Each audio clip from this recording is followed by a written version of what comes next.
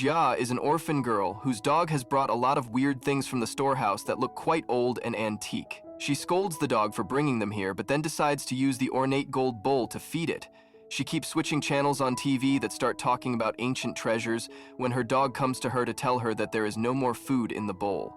Jia is surprised that her dog ate everything so quickly, and she decides to treat him with a little more food. On the other hand, 2,000 years in the past, the young General Yuan is leading his forces in war, but they are at a serious disadvantage. His rations have nearly exhausted, there is a serious drought going on, and on top of his army, he has now to feed the refugees that came to him for help. With no other option, Yuan begins conducting a ritual with a golden bowl that looks identical to the one Xia has. As Yuan and his people pray to the gods to provide them with food and water, the golden bowl suddenly fills up with the dog food that Xia has been pouring inside it. Everyone is surprised to see this, and Yuan feels that gods have answered his prayers. He decides to see what the small nuggets are inside the bowl, but his old deputy stops him, volunteering to test the food to find if it is edible. He takes a bite of the nuggets, and even the modern dog feed is much more delicious than anything he has ever eaten. He tells Yuan that this is truly a gift sent for him by the gods, and he shouldn't share it with anyone, but Yuan tells him to distribute it among his people. Meanwhile, back in the present, Xia has not yet figured out what is happening, even though an entire bag of dog food vanished from the bowl. Well, thankfully, she has room temperature IQ, and she keeps on pouring bags of dog food into the bowl out of spite for the container. That is good news for Yuan and his people, who finally have enough food to nourish at least some of the starving soldiers and refugees. However, Yuan and his subordinates know that this is far from enough, and more than food, they need water. Yuan begins praying to the gods again, thanking them for sending food, and then requests them to send him some water this time. In exchange for this request, he vows to devote his life to God and never remarry again, and guess what? His prayers are going to be heard soon. Xia, who failed to fill the bowl with dog food, now plans to fill it with tap water just so that she can win. The water brings up the hopes of Yuan and his men, and the general keeps kneeling in front of the bowl, praying for more. After a few hours, his assistants tell him that they have enough water to last them for a couple of weeks, but if they give it only to the soldiers, it will last them for a month. Yuan gets angry at the suggestion that he abandon the refugees and orders his assistant Li to distribute the water to everyone.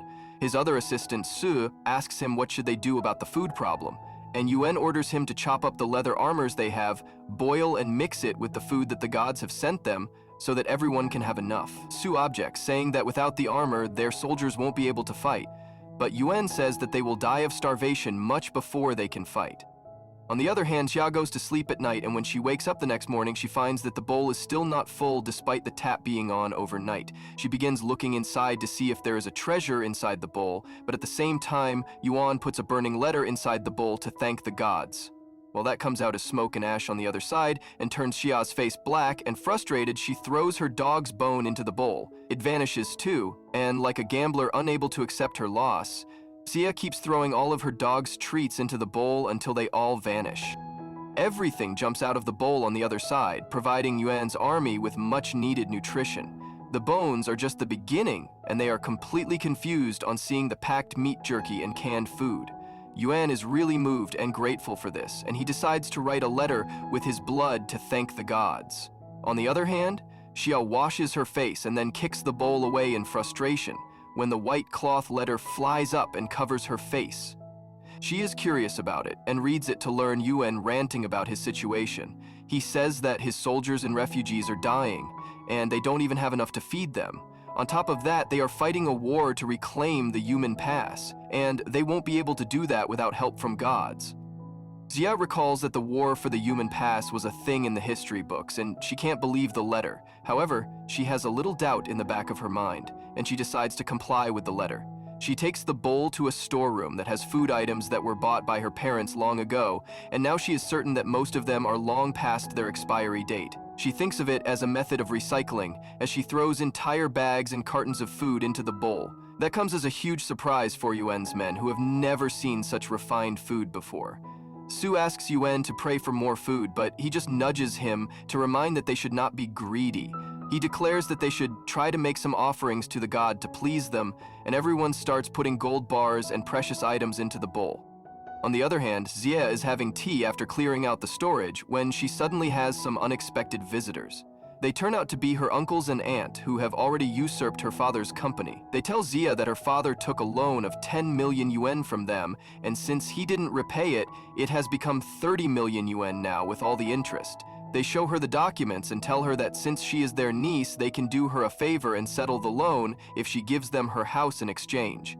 One of her uncles tells her that he will be able to get her married to his rich friend if she has no place to go.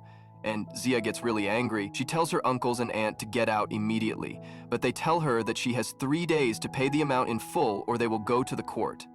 Once they leave, Xia gets depressed because this house is the only thing her parents left her after their death, because everything else was gobbled up by her relatives.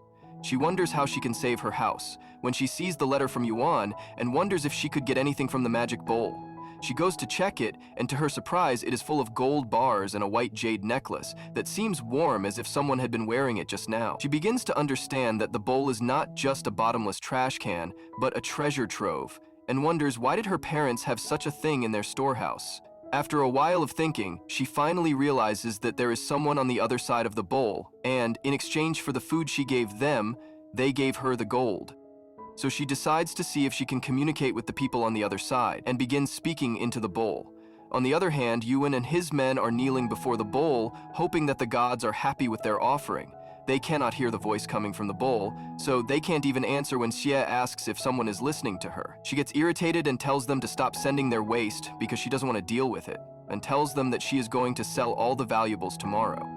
The next day, she goes to a jewelry shop run by an old man named Xiang, who was a friend of her parents. She shows him the gold bars, claiming that she found them in the storehouse, and asks how much she can get for them. Xiang tells her that though the purity is less, the amount is enough to get her 33 million yuan. Xia is glad to hear this, and then she asks the old man if he can appraise jade like this too. Xiang confidently tells her not to underestimate him and asks her to show what she has got. Xia gives him the white jade and pearl necklace she got from the bowl yesterday, and the old man almost gets a heart attack on seeing it. He tells Xia that this is not an ordinary piece of jade, but a historical treasure. He immediately pulls out a book from his drawer that describes the famous dragon jade necklace worn by the general named Yuan, who died at the age of 21 in a barren battlefield.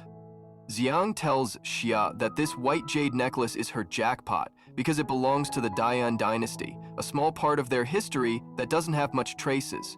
That makes the necklace rare in itself, and on top of that, after the fall of the Dayan dynasty, no more white jade was found in the mines. Xian begins processing things she already knows and wonders if the real Yuan sent this necklace to her. She asks Xiang the value of the necklace, and he tells her that he can easily give her 500 million yuan for this. However, that is not an accurate price tag, and he suggests Xiang to go to a cultural exhibition that is going to be held soon if she wants to sell the necklace for a better amount. After that, Xiang begins processing the gold bars while Xia reads the rare historical records that tell her about the Dayan dynasty and General Yuan. The story about the drought and falling number of soldiers matches what she read in the letter, and Xia begins thinking deeply about it.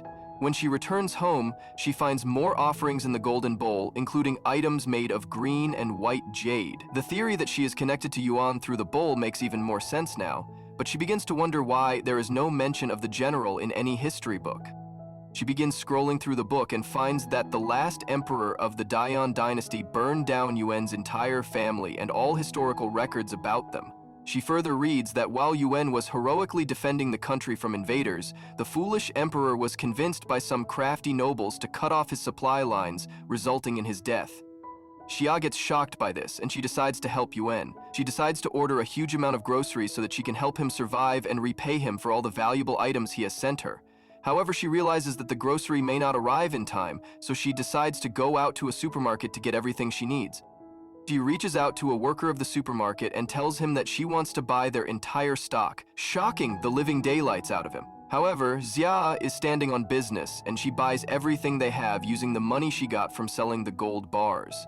On the other hand, Yuan learns that the refugees are rioting because they believe that the soldiers are hiding the food for them and letting them starve on purpose. They break through the line of soldiers but stop when they see Yuan with his sword drawn. They start begging him to give them food before they all die of hunger, and he assures them that he won't abandon them. The people don't believe him because they have been lied to for a long time now, but Yuan tells them to watch him pray to gods and get divine blessings with their own eyes. He leads the people to the golden bowl and they join him in prayer, but there is no response. The people start losing faith and say that there is no God, and Yuan somehow calms them down, while fearing that if he doesn't get a response soon, he won't be able to handle the refugees. Suddenly, a bag of rice pops out from the bowl and more bags follow it.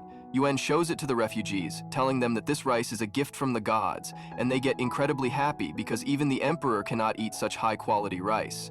However, they quickly point out that this much food is not enough for everyone, and Yuan snaps, saying that the gods didn't give enough for everyone because the refugees didn't pray honestly. He promises that he will make sure everyone is fed with the amount of food they have, and soon his soldiers begin catering to the refugees. While they eat, Su tells Yuan that they won't last at this rate, because sooner or later the food will run out and the refugees will get agitated again. Just as he says that, more food flies out of the magic bowl, including frozen fruits and ready-to-eat dumplings. The people go crazy on seeing them, when suddenly, Yuan hears voices coming out of the golden bowl. He goes closer to hear the incoherent voice and hears Xia calling his name and asking if he is there. Yuan starts thinking that there is definitely a god on the other side because no one else would have revealed his identity like this, so he tells his men to get back because the god wants to talk to him. The refugees are sent back to their camp and Yuan tries speaking to Xia through the bowl, but it doesn't seem that his voice is reaching her. His men grow concerned about him when he keeps doing this for an hour, because earlier they could not hear any voice. But then they realize that their general must be a person of destiny only who could hear the voice of the bull. Xia is painting his doll, thinking about Yuan and why he has been silent for so long. She wonders if her voice didn't reach him. Suddenly, she hears him again and feels happy, realizing she can really talk to him. Still, she wonders why it took him so long to reply. On the other side, Yuan has been waiting for her response. He feels relieved when he finally hears her voice.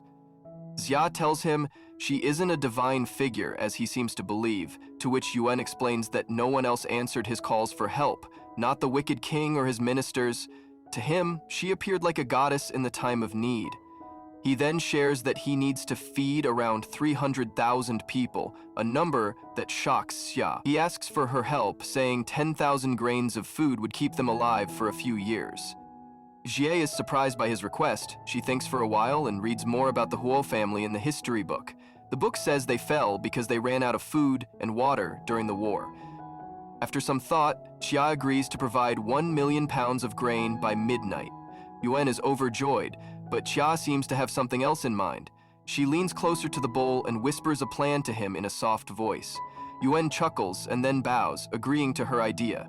Yuan begins organizing the refugees who are in desperate need of food. The people have already heard rumors about the bowl god who is showing them mercy. The general's assistant instructs everyone to show respect to this god who will provide for their needs. Yuan and the people start praying to the bowl, and soon magic unfolds. Boxes filled with all kinds of food and cans of water begin appearing from the bowl. The crowd is amazed and overjoyed at the sight of such endless supplies. Yuan then asks the people if they now believe in the mercy of God over the kingdom of Yumen. The people agree, and Yuan begins to carry out his plan. His commander hands him a sweet potato, which confuses the crowd as they've never seen such a thing before. Yuan explains it as a divine gift from the god, a hardy and drought-resistant crop that can keep them from hunger. He urges them to start cultivating it, as it will yield enough food to survive for years. The people cheer and prepare to begin farming. The commander supports Wen's plan, and seeing the abundance of supplies, Wen feels confident they can survive for years if they manage it wisely. Later that night, after discussing with his assistant, Yuan decides to build a temple for the god who has provided them with so much. His commander suggests asking for a portrait of the god, and Yuan agrees. Meanwhile, Xia is sitting quietly, scribbling in her diary, when her aunt calls again, pestering her for money. Xia snaps rudely, telling her to stay away, and ends the call. On the other side, Yuan is fighting off enemy soldiers trying to invade his territory. He had anticipated a night raid and was prepared to defend against it. However, since the number of enemies was small, he suspects there might be traitors in his army, and his assistant later confirms his suspicions. The next morning, the delivery guy arrives with all the items Xia had ordered. As she pays him, a stout elderly man in his mid-40s appears and begins judging her. He introduces himself as a wealthy blind date set up by her uncle. Xia expresses her disinterest and asks him to leave, but the man, clearly interested in her, starts boasting about his position as a general manager. When she insists he go away, he begins insulting her. Sensing the tension, the delivery guy asks Xia for payment, but the man steps in, trying to show off his wealth by offering to pay for her. Xia agrees, but the man is shocked when he hears the total, 8 million yuan. He quickly withdraws his offer. Xia smirks and tells him to leave, and her dog chases him away. Back in her room, Xia finds the bowl filled again, this time with gifts sent by Yuan's commander. Curious, she decides to visit Xiang to learn more about Yuan and his family. At his shop, she shows him a box full of jade and emeralds. Xiang confirms their uniqueness and value, and Xiang begins asking about his opinion. Surprised by her interest, Xiang questions her, and she explains she wants to know more about General Yuan. Jiang hands her some old manuscripts left by the previous shop owner, which contain detailed information about Yuan and his guards, details even the news channels never covered. Jia is stunned by the handwritten records, and Xiang explains that his ancestors likely wrote them based on events from the Yuan dynasty, blending unofficial history with official records. Xiang then shares that his boss was fascinated by her coiled dragon jade and hands her an invitation to an exhibition, adding that his boss wants to meet her in person. Xiang is left speechless, her jaw dropping in surprise. Meanwhile, Yuan is struggling with a worsening cold and his health seems to be declining. Xiang's dog notices the bowl is now filled with gold bars and letters. On Yuan's side, his aides are busy caring for him. They give him medicine, which he takes reluctantly before asking about the disease spreading among the population. His commander reports that half the people are infected and isolated, as per Yuan's orders, but the numbers are overwhelming. They lack both the resources to isolate everyone and the herbs to treat them. Yuan pleads with his commander to save them, refusing to let people die from illness.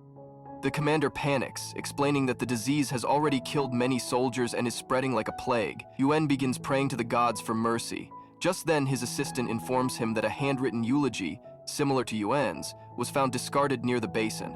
The commander is furious, fearing this will anger the gods further. He barks at his assistant to prepare a plan while he investigates the matter himself. But before he can act, Yuan suddenly collapses, fainting from exhaustion. Jia returns home and starts searching for her dog, but it's nowhere to be found. She enters her room and finds the bowl filled with gold bars and a letter. The letter describes the plague-like conditions spreading among Yuan's soldiers, begging for help as the situation grows dire and medicine is scarce.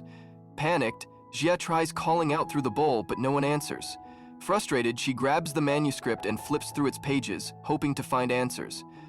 She reads about the northern Yi, who once cast a plague upon the Huo army, causing widespread devastation. The disease ravaged the population, claiming countless lives, including army leaders. Realizing the gravity of the situation, Xia decides to act quickly. She searches online for solutions and scribbles notes on her notepad, determined to help Yuan and his people. Meanwhile, Yuan lies unconscious in bed, his condition worsening. The doctor informs the commander that the general has been poisoned, likely through contact with an infected soldier. The poison is deadly, and without a remedy, it could kill him. The commander grows agitated and orders his soldiers to search for a cure. Yuan regains consciousness briefly, his lips pale and skin sickly. He tells the commander not to trouble the soldiers, as the poison has no known cure. Coughing heavily, he asks to be taken to the divine bowl. As Yuan bows before the bowl, he hears Xia's frantic voice calling out to him. Weak and desperate, he prays for mercy, offering his life in exchange for his people's survival. Suddenly, he coughs up blood, alarming the commander. Yuan stops him from intervening and asks him to pray together, believing his time is near. Just then, Xia's voice grows louder, urging Yuan not to give up. She reminds him of his duty to restore order in the plague-ridden kingdom, where corrupt ministers have brought ruin. Her words reignite his determination, and as he opens his eyes, the bowl begins to fill with medicines. However, neither Yuan nor his commander knows how to use them. As they stare at the bottles, confused, Yuan notices a notepad among the supplies. Its pristine white pages and neat handwriting astonish him. Tucked between the pages is Xia's photograph, which falls to the ground. Yuan and his aides stare at it, realizing she is the deity who has been aiding them. Yuan quietly slips the photo into his pocket and begins reading the instructions in the notepad. Relief washes over them as they find detailed guidance on how to use the medicine. For the first time in days, hope flickers in their hearts. Finally, Yuan and his people take the medicine as instructed and begin to heal. Yuan sits in his camp, gazing at Xia's photograph, when a soldier bursts in with urgent news. The northern barbarians are gathering outside the valley, preparing for a major attack. Yuan's expression hardens as he prepares for the looming threat. Meanwhile, Xia arrives at the exhibition, which is a grand event filled with people showcasing rare antique treasures. Her aunt is also carrying an antique from the Qing dynasty obtained from the Hengshuan Pavilion, and it is her ticket to enter the exhibition as only items valued over 10 million are allowed. Her aunt and her two brothers are there to meet a famous antique dealer, hoping to expand their network. When they spot Xia, her aunt mocks her attire along with the bag she is carrying, simply trying to embarrass her. Xia ignores her as she is determined to not let them ruin her day. Her uncle chimes in and starts lecturing her to behave while warning her not to get scammed. Xia scoffs back and retorts back, claiming that the only people who've ever scammed her are her own family members. Her uncle grows agitated and starts accusing her of disrespecting her elders. Xia fires back by reminding him how he never respected her father and how the family rushed to divide his belongings soon after his death. Her aunt furiously brings up the loan Xia owes and threatens her to kick her out of her own house if she doesn't repay it by the end of the day. Xia confidently assures her the debt will be repaid soon, and then she opens her bag. Her aunt makes a face and pinches her nose, claiming that her bag smells like garbage. She then starts mocking her again for embarrassing herself like this. The crowd gathers curiously, but bursts into laughter when they see what's inside. They taunt Xia for bringing the stuff, which they assume is a pile of worthless items. In a show of superiority, her aunt presents her antique vase to the receptionist, who appraises it at 13 million. The crowd admires her taste, and her aunt uses the moment to further insult Xia. She starts calling her choices poor and ridicules her for bringing trash to such a prestigious event. Her uncles join in, demanding Xia to leave. But Xia stands her ground with a quiet confidence in her eyes. She knows something they don't. As the crowd continues to laugh, she calmly waits for her turn while getting ready to reveal the true value of what she's brought. Ignoring their hateful remarks, Xia steps ahead in the queue and hands over an antique vase from her bag to the receptionist. The man recognizes it as an antique but cannot determine which dynasty it belongs to. This uncertainty causes an uproar of laughter among the crowd, and they demand that she leave. Unfazed, Xia shows her invitation card, stating that the owner of the exhibition personally invited her. However, neither the receptionist nor anyone in the crowd has heard of such an invitation, and they dismiss it as a hoax. Suddenly, President Jiang, the owner of the exhibition, appears. He warmly greets Xia and escorts her inside, leaving everyone stunned. Her aunt, desperate to save face, steps forward and claims to be Xia's relative. President Jiang looks to Jiang for confirmation, but she coldly denies the claim and walks away without looking back, leaving her aunt and uncles humiliated and the crowd in shock. Meanwhile, late at night on the battlefield, a messenger reports to Yuan that thousands of soldiers from the states of Zhou and Chu have appeared on both sides of the valley. They have bribed the northern barbarians to join them in marching on the mountain. Yuan, determined to protect his people, vows to fight until his last breath. He orders all of his officers to prepare for battle and leads them to the front lines, ready to face the overwhelming enemy forces. Back at the exhibition, Xia's aunt and uncles manage to enter with the help of young Master Zhu, the same man who had earlier approached Xia. He carries another valuable antique, which allows them access to the event. As the four of them continue to criticize Xia, one of them spots her roaming inside the exhibition. They approach her again and begin taunting her. Zhu, emboldened by his status, shamelessly sits on a chair and tells Xia to sit on his lap. Enraged, Xia steps forward to kick him, which only angers him further. He demands an apology, but Xia ignores him and takes her seat at the front of the room. Her aunt, furious, lashes out at Xia for sitting in front of them. In response, Xia proudly points to the nameplate on the table, proving her place as an honored guest. At that moment, President Zhang reappears and sternly warns the others not to bother Xia. He explains that she is a special guest of the evening and that officials have instructed him to ensure her comfort.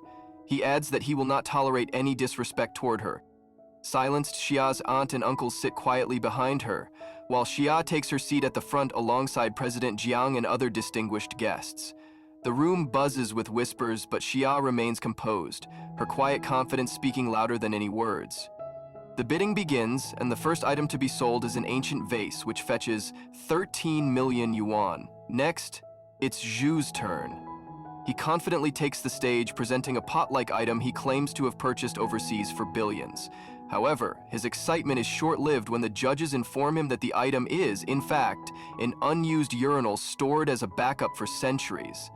They explain that it holds no significant market value despite being an antique.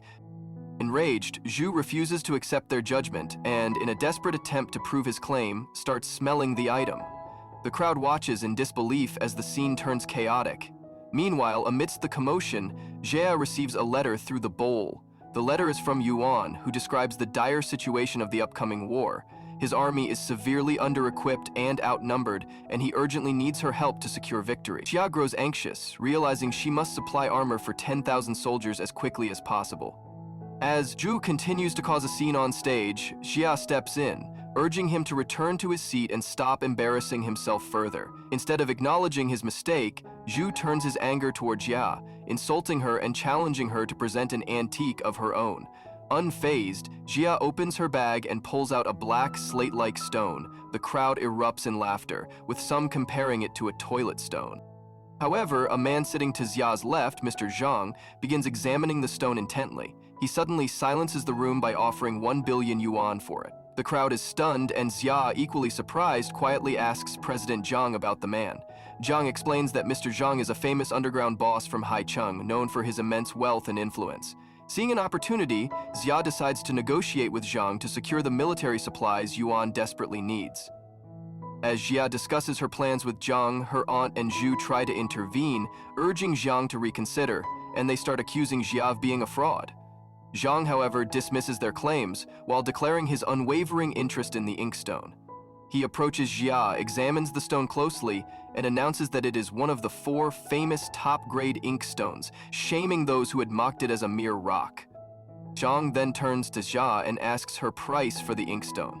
Xia, seizing the moment, tells him she needs bulletproof jackets and ammunition as quickly as possible in exchange for the inkstone. Zhang initially says it will take a few days to arrange the supplies, but when Xia offers additional antiques to expedite the process, he agrees to deliver everything within an hour all. Of a sudden, the doors of the exhibition hall swing open, and a dignified lady in her mid-60s enters, followed by a servant carrying something carefully in his hands. She is none other than Lady Qin, the president of the Huancheng Antique Association. Xia's uncle whispers to her, warning her not to get her hopes up, as Lady Qin rarely attends such events.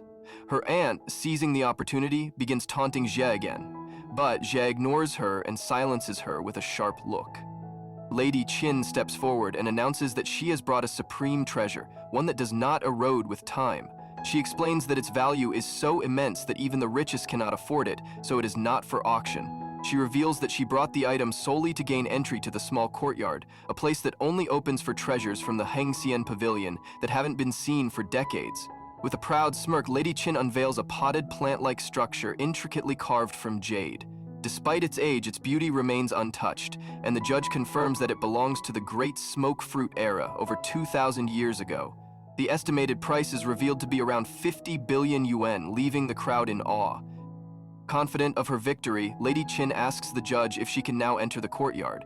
To her surprise, the judge informs her that while the jade is of upper-class quality, it is not top tier and therefore does not qualify. Lady Qin's smile turns wicked, and she curses the auction for their poor judgment. She then taps the base of the plant, and to everyone's amazement, the jade plant begins to bloom in vibrant colors, emitting a faint, otherworldly glow. The plant seems to possess a spiritual energy, and Lady Qin, now even more confident, demands entry to the courtyard to meet the pavilion master. Once again, the judge declines, explaining that the top prize for this event has already been decided personally by the auction master himself. Lady Qin, furious, challenges the judge to reveal the antique that could possibly surpass her jade plant. The judge signals the announcer, who declares that the main treasure of the exhibition banquet is the legendary Panglong White Jade. The name leaves the crowd murmuring in confusion, as no one has ever heard of it before. Xia, holding the item in her hand, stands up and walks toward the stage. Despite facing jeers and skepticism from the crowd, she remains composed. As she steps onto the stage, Lady Qin accuses her of being involved in something shady, claiming that Xia's item could not possibly have been selected fairly.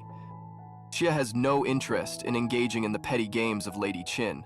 Her mind is preoccupied with the urgent need to help Yuan, who is waiting for her assistance. She politely asks Lady Qin to visit the courtyard on her behalf and attempts to step down from the stage. However, Lady Qin forcefully grabs her wrist, accusing her of being involved in something unlawful and demanding that she clear her name before leaving. Suddenly, the jade flowers on Lady Qin's bonsai begin to wither, and the delicate structure starts to fall apart. Enraged, Lady Qin turns her fury toward Xia, accusing her of destroying her prized possession. She even blames the authorities for conspiring against her and sabotaging her bonsai. The judge steps in, explaining that the bonsai's destruction was not Xia's fault. He reveals that certain antiques have a self-destructing mechanism when placed near superior artifacts. The jade bonsai, when exposed to the far more powerful Panglong white jade, simply could not withstand its energy and deteriorated on its own. Jia, glancing at her phone and growing increasingly anxious for Yuan, calmly asks Lady Qin to step aside, warning her that her plant will continue to deteriorate if she doesn't move it away. Lady Qin scoffs dismissively, and Zhu, seizing the opportunity, suggests that she demand compensation from Jia, claiming that Jia must have other valuable antiques in her bag. Without waiting for Jia's consent, her uncle grabs her bag and begins rummaging through it. Jia tries to stop him, but Lady Qin threatens her, warning that she won't be allowed to leave unless she complies. Just as the situation escalates, a man of supreme authority enters the hall. Everyone, including Lady Qin and Zhu, bows respectfully as he walks in. Behind him, his subordinates follow, one of them carrying an ancient-looking crown and a kimono dress. The man steps onto the stage and immediately scolds Lady Qin for her inability to recognize the superiority of the Panglong white jade over her bonsai. Lady Qin, still unsatisfied and unwilling to accept defeat, begins hurling insults at the man, accusing him of being Xia's lover and claiming that he is scheming to favor her. The man, visibly angered, slaps Qin for her disrespectful words. He then turns to Xia and with a tone of reverence declares that he would never stoop so low as to compare himself to the wife of a general. His words leave the crowd stunned, their whispers growing louder as they try to decipher Xia's true identity. The man then presents the phoenix crown and royal dress to Xia, bowing deeply as he does so. The crowd gasps in shock, their murmurs turning into a frenzy of speculation about who Xia really is. Xia, equally surprised, asks the man to stand, insisting that he must be mistaken. However, the man explains that their pavilion has waited for 1,000 years for her return, and she is the rightful owner of the crown and gown. Lady Qin and Xia's uncle try to intervene, but the man swiftly slaps Xia's uncle for his insolence. Qin continues to accuse everyone of conspiring against her, but the man proves her wrong by bringing the white jade near the bonsai. The bonsai withers instantly, proving that the white jade's energy far surpasses that of the bonsai. The man explains that the dragon-patterned white jade possesses immense earth energy, which overwhelms the bonsai's spiritual essence. He then turns to Xia and invites her to follow him to the small courtyard. However, Xia declines, explaining that she has more urgent tasks to attend to. Qin, seeing an opportunity, pleads with the man to let her enter the courtyard instead, but he angrily refuses and orders his subordinates to throw her out. Finally, the man turns back to Xia, assuring her that he respects her decision and that the courtyard will always be open to her whenever she chooses to visit. Outside, Lady Qin and her companions begin scheming against Xia, determined to uncover her secrets. They notice Xia hurrying somewhere, clutching the mysterious bowl, and decide to follow her. Xia enters a room where she finds a table laden with the weapons she had requested. She receives a call from Zhang, who informs her that the remaining weapons are ready, and she starts gathering them all. Unbeknownst to her, Lady Qin and her gang are quietly watching from the shadows. Assuming that the bowl is the source of Xia's ancient artifacts, they plot to steal it. However, as soon as they approach the bowl, it suddenly activates, swallowing them whole and transporting them to the ancient era, where Yuan is in the midst of a fierce battle. Yuan's soldiers, mistaking them for spies, quickly capture them. Meanwhile, Yuan's assistant informs him that the divine weapons have arrived. Yuan rushes to inspect them, finding bulletproof jackets, guns, and other modern weapons, along with detailed instructions from Xia on how to use them. With the new weapons in hand, Yuan prepares for battle. He decides to execute the captured suspects, which are Lady Qin and her gang, after hoisting the flag at the palace.